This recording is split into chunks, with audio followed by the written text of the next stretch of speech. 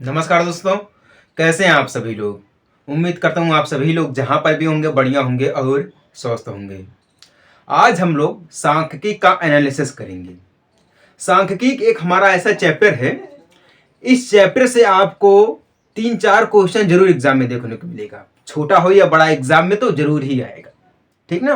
और ये सांख्यिकी जो हमारा है ये सिर्फ 10वीं तक नहीं सीमित है, ये और भी ऊंचे लेवल तक गया हमारा सांख्यिकी है।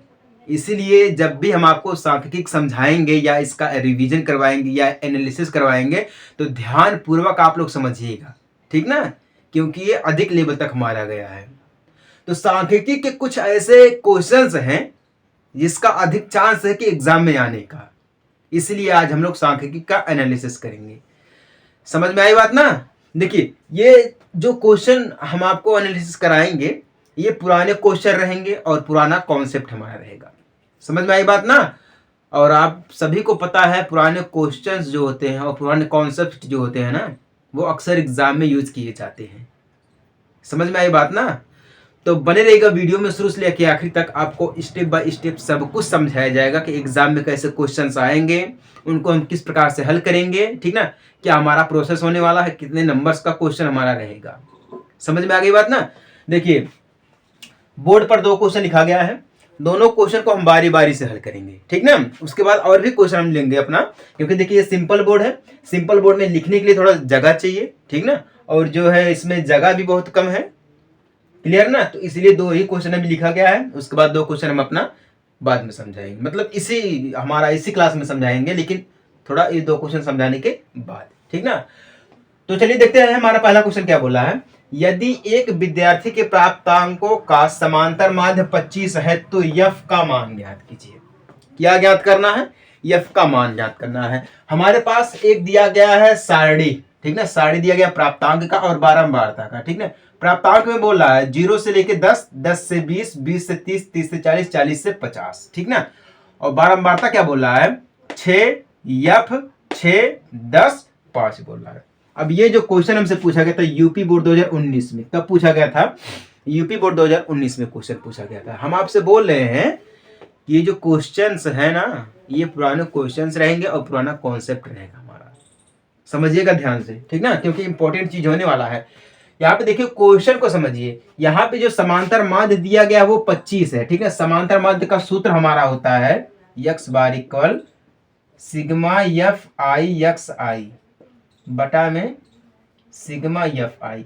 ये होता है समांतर माध्य का एक फॉर्मूला। और एक फॉर्मूला ये भी होता है और करके x bar equal sigma F x बटा में सिग्मा एफ, ठीक ना। चाहे हम इस फॉर्मूले के लो चाहे हम इस फॉर्मूले के लो, ठीक ना, कोई दिक्कत वाली बात नहीं, मेन पॉइंट यही है, ठीक ना। बस इसमें अंतर क्या आ जाता है, जब अगर हम इस फॉर्मूले के लेंगे तो इसमें हम माध्यमान लिखते हैं। क्या? माध्यमान लिखते हैं। और इस फॉर्मूले के लेंगे जब हम यक्स आई को लेंगे हम, तो यहाँ पे हम मध्य बिंदु लिखते हैं। क्या लिखते हैं?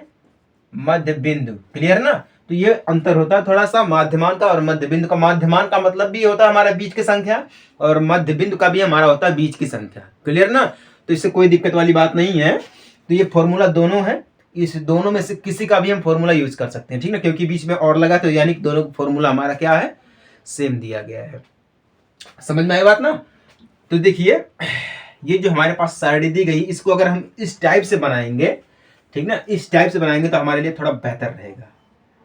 इस टाइप से प्राप्तांक दिया गया है, प्राप्तांक हम लिख लेते हैं, फिर बारंबारता दिया गया है, ठीक ना, बारंबारता, बारंबारता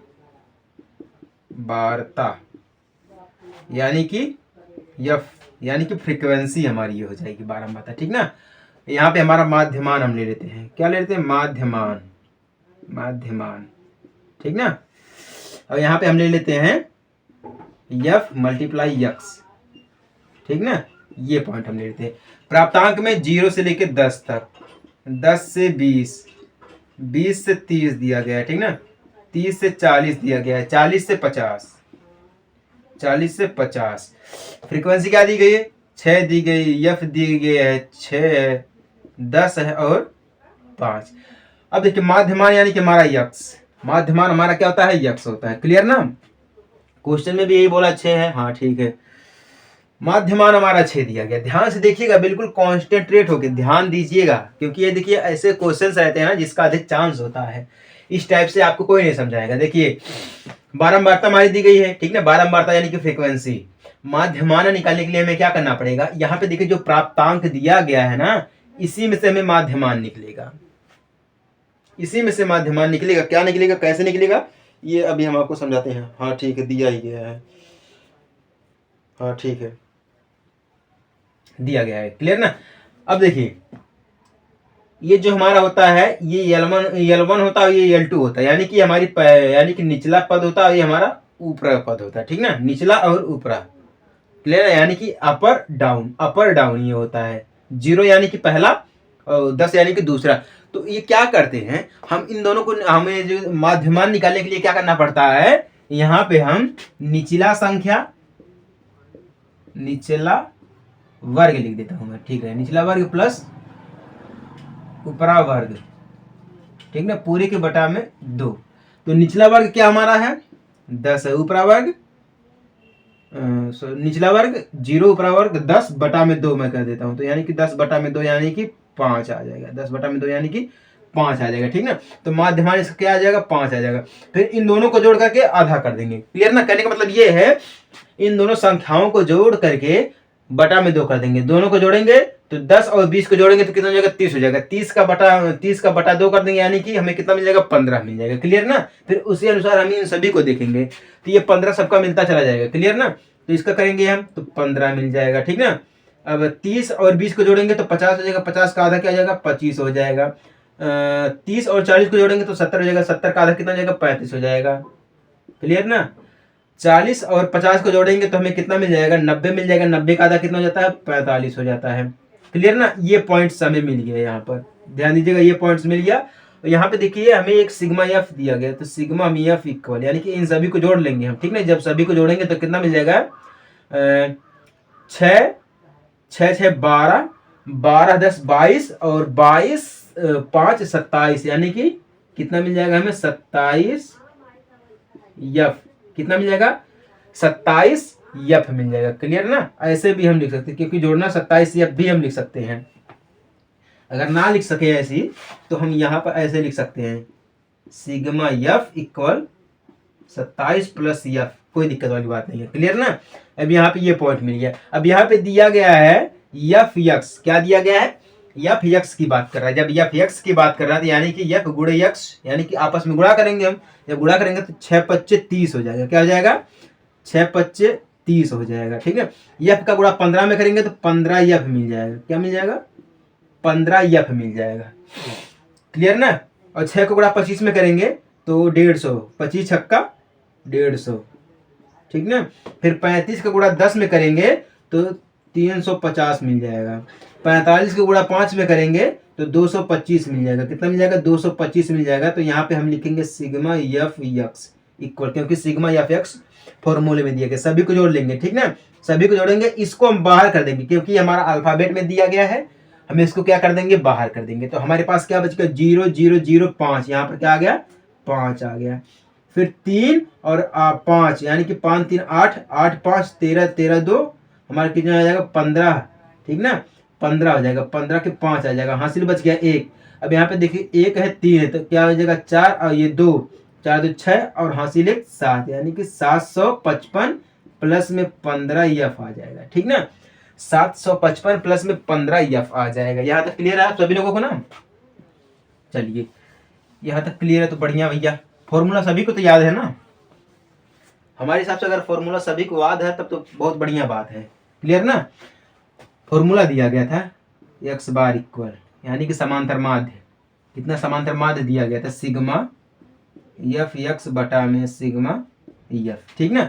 समांतर माध्य कितना दिया गया है, 25 दिया गया है बराबर में, ठीक है। एफ का मान निकालना है, 25 दिया गया है।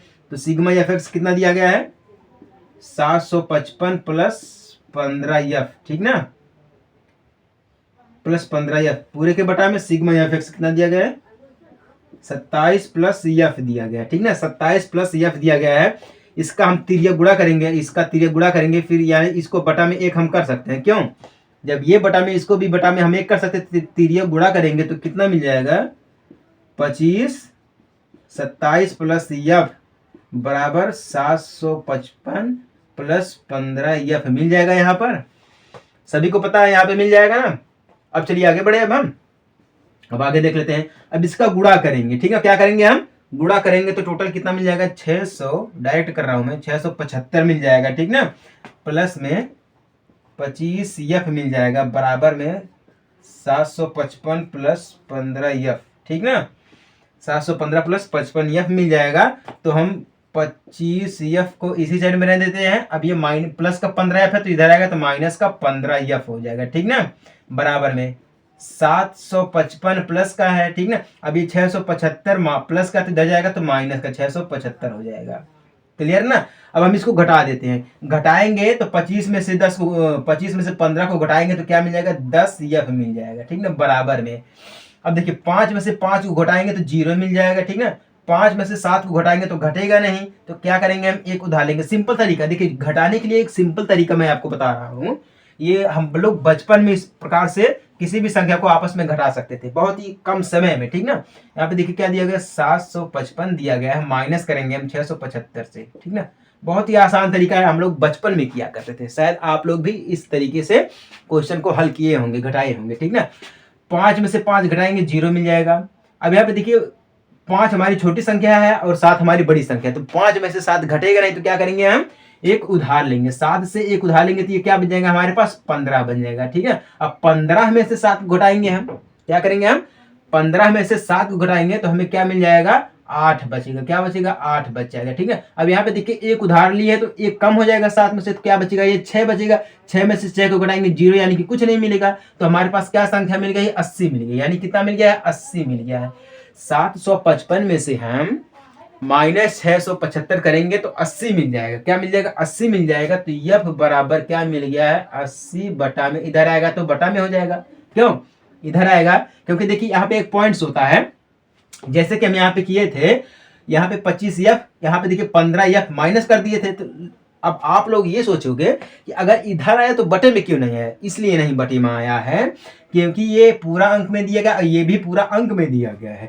अगर हम सिर्फ अल्फाबेट से नंबर को, जैसे कि यहाँ पे देखिए यफ है ना, यफ दिया गया, अगर हम यफ से, अगर ये यफ पूरा दिया गया ना, 10 यफ दिया गया है, अगर हम सिर्फ यफ को हटाएंगे तो हमारा यहाँ पे बटे में आएगा, ठीक है। क्या आएगा? बटे में आएगा। अगर संख्या ज्वाइंट है, अगर हम साइड में करेंगे उसको तब बटे में आ जाएगा। क्लियर ना।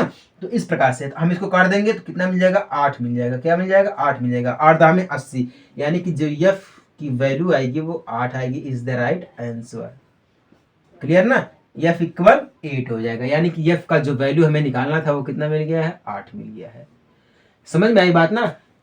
तो यदि विद्यार्थी के प्राप्तांक का समांतर माध्य 25 है तो जो यफ का मान होगा वो क्या होगा? 8 होगा। समझ में आ गई बात ना।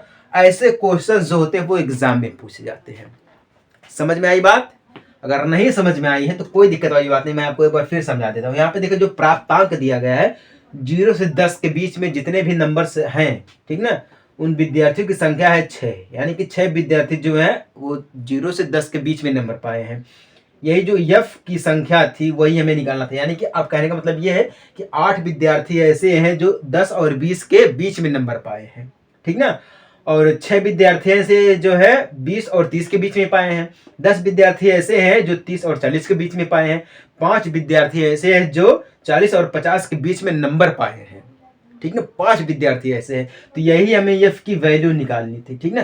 तो यफ यानी कि 8 ही ऐसे विद्यार्थी हैं जो कि 10 और 20 के बीच में नंबर पाए हैं।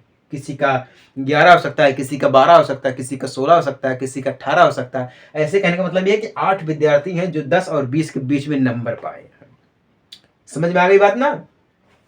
तो फॉर्मूला हमारा सिंपल है, ठीक ना। फॉर्मूला याद है तो आप इस टाइप से क्वेश्चन को हल कर सकते हैं। समझ में आई बात ना। एक बार आप लोग नजर मार लीजिएगा, देख लीजिएगा, कोई दिक्कत नहीं है ना आप लोगों को। हमारे हिसाब से तो सभी के लिए क्लियर होना चाहिए। क्यों? सभी के लिए क्लियर होना चाहिए क्योंकि ये बढ़िया तरीका है। चलिए समझ में आ गया तो बढ़िया है। नहीं समझ में आया तो कोई बढ़िया वाली बात नहीं है भैया, जब समझे नहीं आया तो क्या बात करें। अपनी तरफ से तो हम पूरी कोशिश कर रहे हैं आपको समझाने का, ठीक ना। चलिए, अगर समझ में आ गया तो बढ़िया है, नहीं समझ में आया तो कहने दीजिए, जाने दीजिए, क्या कर सकते हैं अब उसमें, बताइए, खत्म करिए, ठीक ना। अब देखिए दूसरा क्वेश्चन देखा जाए, बोल रहा है निम्नलिखित सारणी 35 नगरों की बारंबारता दर प्रतिशत में दर्शाती है। किस में दर्शाती है? प्रतिशत में दर्शाती है। समांतर माध्य दर ज्ञात कीजिए। यहाँ पे देखिए जब प्रतिशत में दर्शाती है तो यहाँ पे दिया गया है साक्षरता, क्या है? साक्षरता दर प्रतिशत में, ठीक ना। क्या है? 45 से 55, 55 से 65, 65 से 75, 75 से 85, 85 से 95, ठीक है। नगरों की संख्या यानी कि 3 नगर ऐसे हैं जिनकी साक्षरता दर है 45 से 55 के बीच में, ठीक ना। 10 नगर ऐसे हैं जिनके साक्षरता की दर है 55 से 65 के बीच में। 11 नगर ऐसे हैं जिनका साक्षरता प्रतिशत है 65 से 75 के बीच में। 8 नगर ऐसे हैं जिनका दर है प्रतिशत में 75 से 80 के बीच में। और 3 नगर ऐसे हैं जिनका दर है 85 से 95 के बीच में, ठीक ना। 3 नगर ऐसे हैं, तो हमें वही निकालना है कि समांतर माध्य दर, ठीक ना। तो समांतर माध्य, यहाँ पे देखिए इस क्वेश्चन में समांतर माध्य दिया गया था 25, लेकिन इसमें क्या करना है, वही माध्य निकालना है, समांतर माध्य के रूप में निकालना है, ठीक ना। तो इसके लिए भी फॉर्मूला हमारा वही लगने वाला है, ठीक ना। तो यहाँ पे फॉर्मूला क्या लगेगा? X bar equal sigma F I D I, ठीक है, बटा में सिग्मा एफ आई, ये फॉर्मूला होने वाला है, ठीक ना। ये फॉर्मूला होना ज़्यादा कठिन फॉर्मूला नहीं हमारा है, ठीक है। यहाँ पे भी नियम हमारा सेम लगने वाला है, क्लियर ना। नियम सेम लगने वाला मतलब कैसा है कि यहाँ पे देखिए जब हम लिखेंगे साक्षरता दर प्रतिशत में, ठीक ना, प्रतिशत में, ये पॉइंट हमारा हो गया एक प्रकार से। और यहाँ पे देखिए नगरों की संख्या दिया गया है, नगरों की संख्या हमको क्या मान लेंगे? फ्रीक्वेंसी यानी कि बारंबारता मान लेंगे। तो लिखेंगे हम नगरों की संख्या, ठीक ना, यानी कि फ्रीक्वेंसी एफ आई मान लेंगे हम इसको, ठीक ना। अब देखिए यहाँ पे निकालना क्या हमें है? एक है मध्य बिंदु निकालना। क्या निकालना? मध्य बिंदु निकालना है, मध्य बिंदु, ठीक ना। एक्स आई, क्या है? एक्स आई है। तो अब यहाँ पे देखिए एक पॉइंट समय और मिला है। यहाँ पे फॉर्मूले में बोल रहा है डी दिया गया, फॉर्मूले में क्या बोल रहा है? डी दिया गया है। तो हमें डी आई निकालने के लिए एक्स आई माइनस ए, एक्स आई माइनस ए करना पड़ेगा। उसके बाद हमें F I multiply D I करना पड़ेगा, क्लियर ना। ये इतना बड़ा दिया गया है, ये इतना बड़ा दिया गया है। तो साक्षरता दर है 45 से 55, 55 से 65, 65 से 75, 75 से 85, 85 से 95, ठीक है। नगरों की संख्या क्या दिए गए हैं? 3, 10, 11, 8, 3, क्लियर ना। समांतर माध्य निकालने के लिए हमें आपस में जोड़ के क्या करना पड़ेगा? बटा में 2 करना पड़ेगा। जब आपस में हम जोड़ेंगे तो यहाँ पे क्या आ जाएगा? 45 में अगर हम 55 को जोड़ेंगे तो क्या हो जाएगा? 5, 5, 10 हो जाएगा, ठीक है। क्या हो जाएगा? 5, 5, 10 हो जाएगा, 5 और 9 हो जाएगा, ठीक है। कितना हो जाएगा? 45, ठीक ना, और 55 को जोड़ेंगे हम तो क्या हो जाएगा? 5, 5, 10 के 0 हो जाएगा, हासिल 1, 5 और 9 1 10, यानी कि क्या आ जाएगा? 100 हो जाएगा। कितना हो जाएगा? 100 हो जाएगा। 100 का आधा करेंगे हम तो कितना मिल जाएगा हमें? 50 मिल जाएगा, क्लियर ना। फिर 55 और 65 में जोड़ेंगे तो क्या हो जाएगा? 5, 5, 10 हो जाएगा, 5, 5, 10 और 6, 5, 11, 1, 12, यानी कि 120 हो जाएगा। 120 का आधा करेंगे तो 60 मिल जाएगा हमें, क्लियर ना। और देखिए 65 और 75 को जोड़ेंगे तो क्या हो जाएगा? 6, 5, 5, 10 हो जाएगा, हासिल बच गया 1, और 7 और 6 क्या हो जाएगा? 13 हो जाएगा, 13, 1, 14, 14, यानी कि 140 हो जाएगा। 140 यानी कि 70 हो जाएगा, आधा करेंगे, ठीक ना।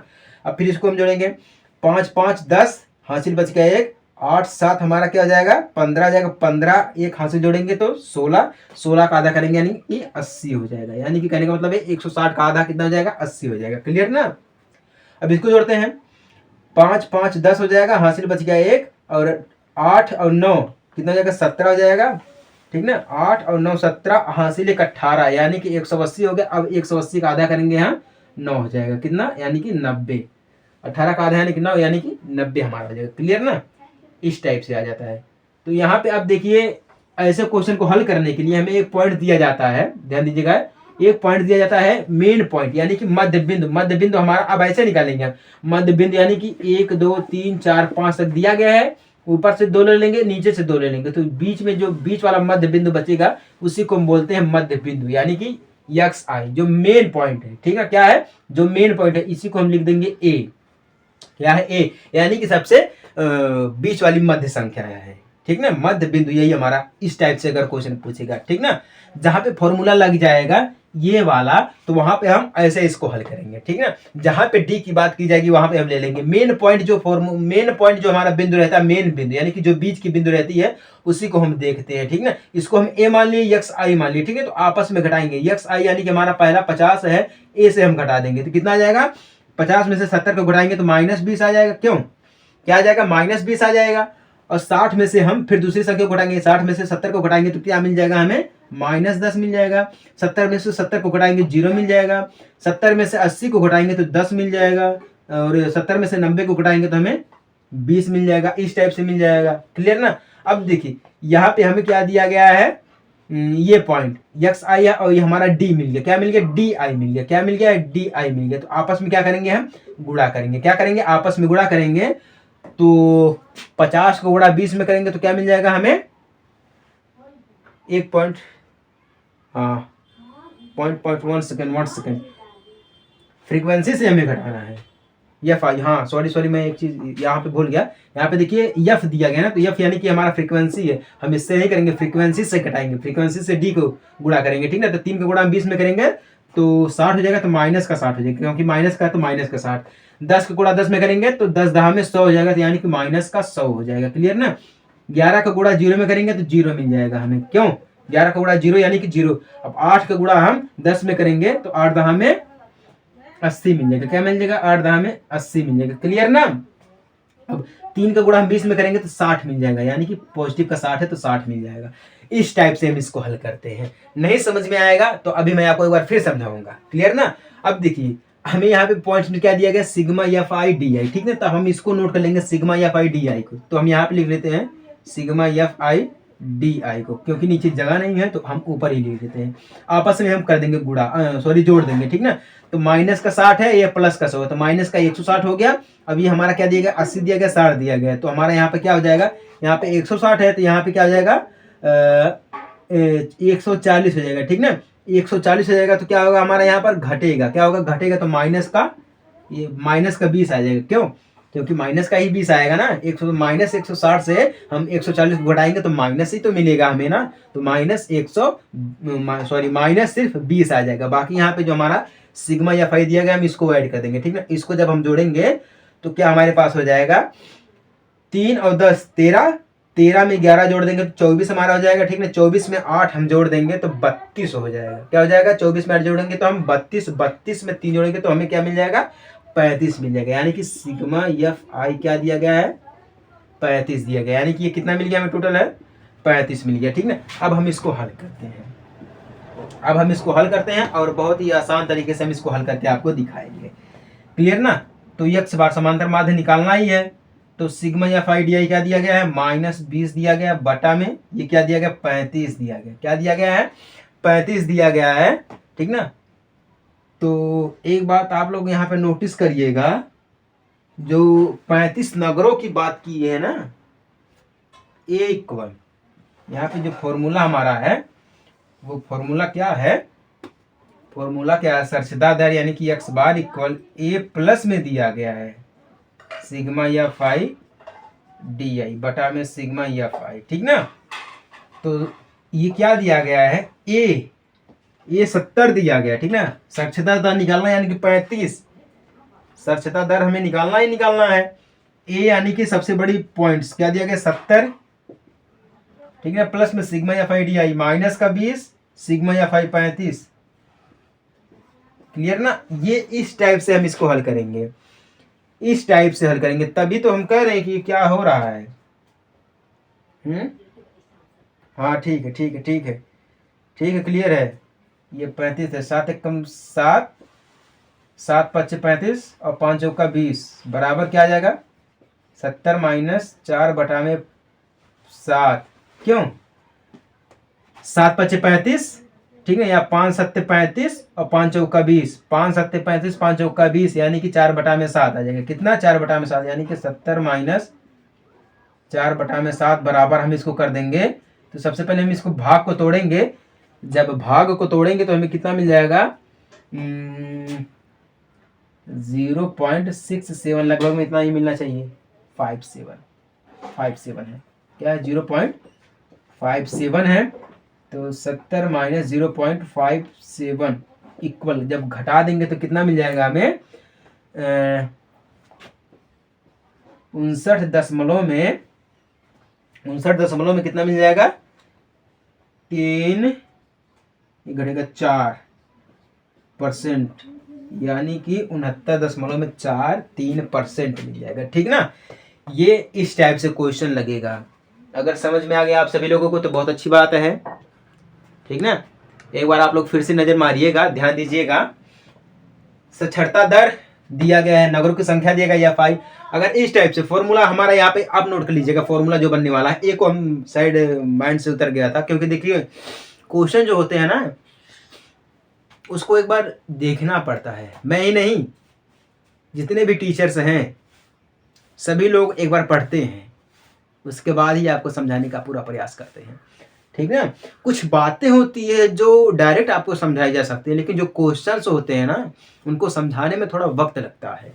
समझ में आ गई बात ना? तो FI DI ऐसे निकलेगा हमारा। ठीक है, DI निकालने के लिए हमें क्या करना पड़ेगा? XI माइनस ए, यानी कि माइनस ए जब भी, अगर देखिए बीच में 5 संख्या दिया गया है टोटल ना, अगर ये 10 संख्या दिया रहता है तब भी हम एक बीच का लेते हैं, अगर 11 संख्या दिया रहता है तब भी हम एक बीच का लेते हैं। ठीक ना? लेकिन क्वेश्चन में हमेशा याद रखिएगा कि विषम में ही देगा। विषम मतलब क्या होगा? जैसे कि 3 दे दिया जाएगा, 3 संख्या दे दीजिएंगे समांतर माध्य में, 5 दे दिया जाएगा, 5 संख्या, 9 संख्या दे दिया जाएगा, 11 संख्या दे दिया जाएगा, 13 संख्या दे दिया जाएगा। ठीक है, ऐसे संख्या दे देंगे, सब में नहीं देगा। जैसे कि 2 में, 4 में, 6 में, 8 में, 10 में, ऐसा नहीं देगा। ठीक है, यहाँ पे देखिए 2 2 4 1 5 5 संख्या में दिया। ठीक है, तो ऐसे एक क्वेश्चन देगा DI निकालने के लिए। जो बीच का संख्या रहेगा उसी को हम ए कर देंगे, चाहे वो 10 रहेगा, चाहे वो 2 रहेगा, चाहे 100 रहेगा, चाहे 1000 रहेगा, चाहे लाख रहेगा। ठीक ना? हम उसी को ए करेंगे। ठीक ना? तो जब ए हो जाएगा तब फॉर्मूला हमारा ये बन जाएगा, XY equal A plus sigma FI DI बटा में सिग्मा FI। समझ में आ गई बात ना? ये तो रहा हमारा दूसरा क्वेश्चन। अब ये क्वेश्चन जो हमसे 18 में पूछा गया था, ये भी हमारा क्वेश्चन है 6 नंबर का। पहला वाला जो क्वेश्चन था ये भी हमारा 6 नंबर का था, और ये वाला क्वेश्चन भी हमारा 6 नंबर का है। यानी कि दोनों के क्वेश्चन जो है वो 6 नंबर के हैं। तो आप समझ सकते हैं कि कितना इंपॉर्टेंट हमारा ये क्वेश्चन है। समझ में आ गई बात ना? चलिए अपना एक क्वेश्चन और देख लेते हैं।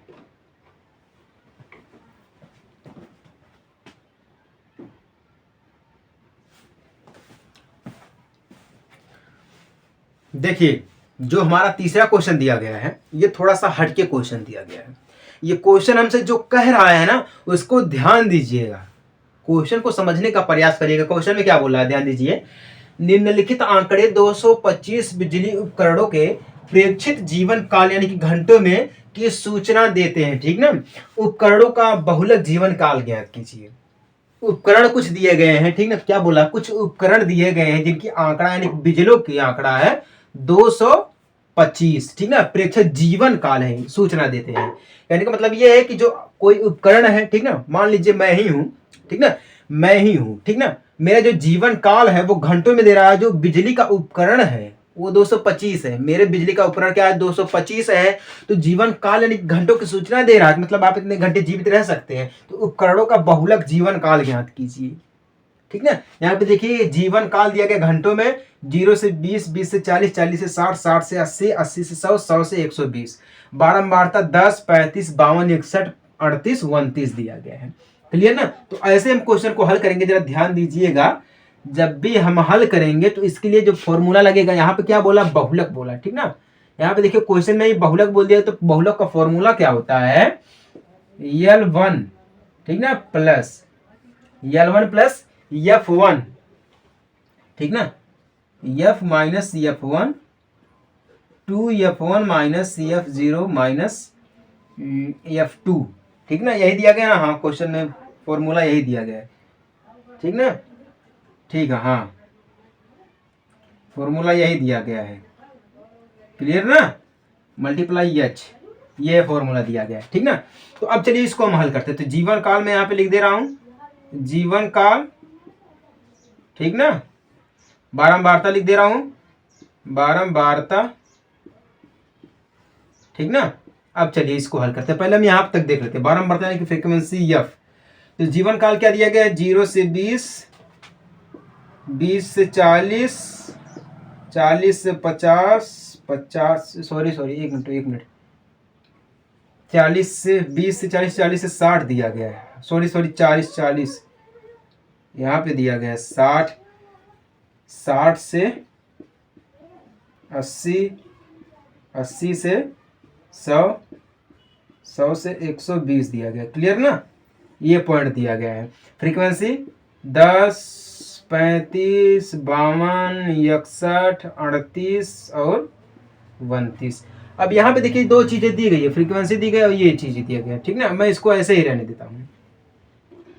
यहाँ पे देखिए मेन पॉइंट समझिएगा, जो सबसे बड़ी फ्रीक्वेंसी होगी हम उसी को ध्यान देंगे, ठीक ना। जो सबसे बड़ी फ्रीक्वेंसी यानी कि हमारा एफ जो दिया गया सबसे बड़ा है, इसको हम लिखेंगे F1, ठीक ना। F1 हमारा क्या होता है, जो मेन बहुलक होता है वही हमारा क्या होता है, F1 होता है, ठीक ना। जो मेन बहुलक होता है वही हमारा क्या होता है, F1 होता है, ठीक ना।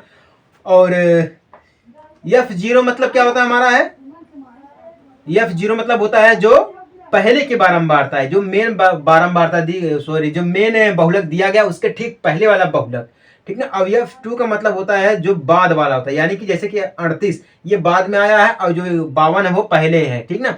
तो ऐसे पॉइंट्स रखाते हैं। और मेन चीज क्या है, L1 क्या है, ये पॉइंट अब देखते हैं। इसको हम बोलते हैं L1, यानी कि L1 हमारा यहाँ पर क्या हो जाएगा, 60 हो जाएगा, एंड L2 क्या हो जाएगा हमारे पास, 80 हो जाएगा, क्लियर ना।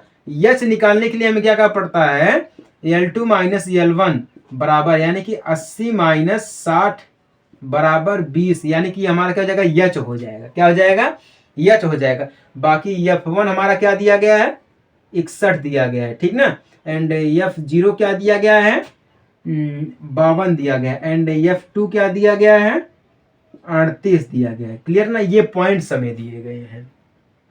अब इसी पॉइंट के अनुसार यानी कि जो फॉर्मूला दिया गया है, इस फॉर्मूले को हम यहाँ पर सेट कर दिए हैं, ठीक ना।